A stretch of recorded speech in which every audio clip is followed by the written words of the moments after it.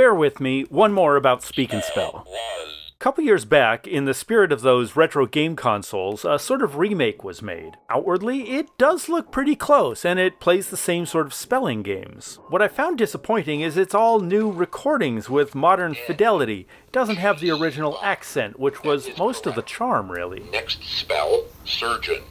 Let's take a look inside.